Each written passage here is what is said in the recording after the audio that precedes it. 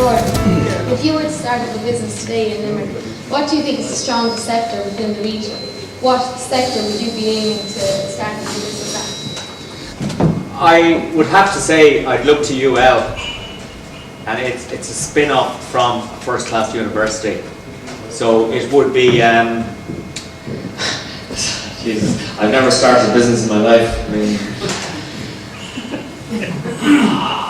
I think first and foremost, you look at what is available in the university and the type of graduate that's produced there, and I've hired them in my time, and they are always, because of the system out there, they're incredibly good, they're incredibly hard working because they've come through an extremely pressurized system. So it's a business revolving around the whole IT/R&D area. You know, if you want to be a little bit less ambitious than that, you look at the tourism potential in the region, which is not exploited. No, just as we're all sitting here today, you know, I mean, when you look out here now, we say in June, I think there's for the first time maybe in Limerick, you know, that there will be actually concerts out there, you know. So if 30,000 people actually come in for a concert, I mean, they have to stay in the hotels, they have to eat, drink and socialise. So around that area, I think from June on, you know, it'll be a very big boost to Limerick. I think it's Elton John and Sure. you know, so I mean, I think that, you know, on a positive note, you know, things like that, you know, you can build I don't know, maybe catering or whatever, things like that. But I think if you really set up a stall outside the lunch, you're going to make money. I'm delighted that Jim actually picked those two sectors because they're the two sectors I worked in. So IT, I believe, has colossal potential. And I say that as somebody who was formerly a business manager. Broadband is the number one infrastructural issue in this country from a business point of view, I believe. I believe the scheme that has been announced is a social scheme. It will not help regional spread. I believe we need to be moving to the next generation broadband. I believe that from an online services point of view, we have a scenario where we have companies competing with India, China, etc., who have 40 to 60 megabits. There's companies here dealing with 2. It's insane. It's the issue we have to deal with. There's a divine trinity when it comes to IT and developing IT. We need the infrastructure, broadband. We need investment opportunities, helped by a proper tax strategy in the area, which there has been some movement on, in fairness, but there needs to be more. And thirdly is the graduates. We have the learning. That's the area I believe we can concentrate on. You know, in the past, people have talked about IT, they've talked about Hewlett Packard, Dell, Intel, etc. And that is former IT, but it's really manufacturing. When we're talking about IT, we're talking about online services. We're talking about a situation where it's high value business, whether it's in accountancy, it's in business services, whether it's in marketing, online marketing, whether it's in financial transaction security, etc., online. In most scenarios, in 95% of those scenarios, there will physically be no actual package. Right? There's a whole load of SMEs around the region. I work with them. I know them. They come to me. I'm involved in the internet associations. I know a lot of them. But they are finding it hard to get up to the next level. And we need to encourage those companies to come up to the next level.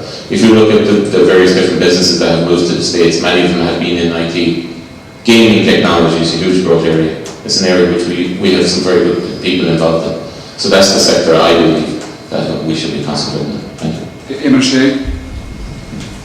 Just a point that if you look at the demographics and look at the number of older people are going to double in the next 15 years, when the recovery happens, I think there's going to be a huge market for lots of different things, not just in the sort of care technology, but I think that market in terms of so-called grey power and grey spending, I think is something that you can be ahead of the game in. It's another 10 years, but I think it's going to happen.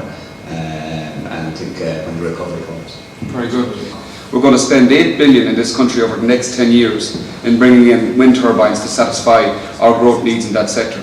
That's $8 billion to spend that's going to companies abroad. Why aren't we doing whatever we can to make sure that that type of manufacturing facility comes into play in this region, in particular in this region, where I suppose the renewable sector has greatest history in Ireland, because in 1921, of course, we had one of the great engineering feats of the world, hydroelectric dam in Ardnacrusha. So that's my own personal hobby horse. Say I won't need a microphone. My name is Jonathan Hughes. I work in Limerick Industrial Technology. So within the stone's throw here, we have the Enterprise Acceleration Centre. So we have over 20 startup businesses, which is there's still an echo. There's no microphone. We have over 20 startup businesses in the last 3 years, and the sectors they're involved in would be renewable energy, sensors, and then we also have web applications and software development, and we have a couple of the people here today actually. So I think there is a lot of positive things happening in Limerick, and not just in the university. I just want to state that first. Because my question really is to Jim.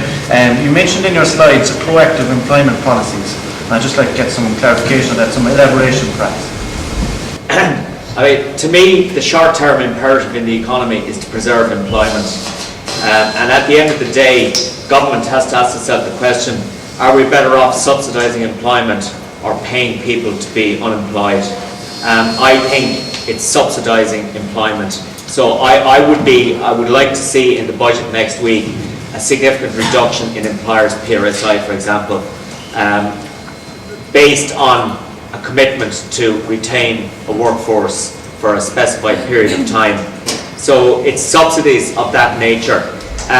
Ultimately, that is the short-term imperative. The longer-term imperative is, when we come out of this crisis situation, the environment for creating employment in the economy.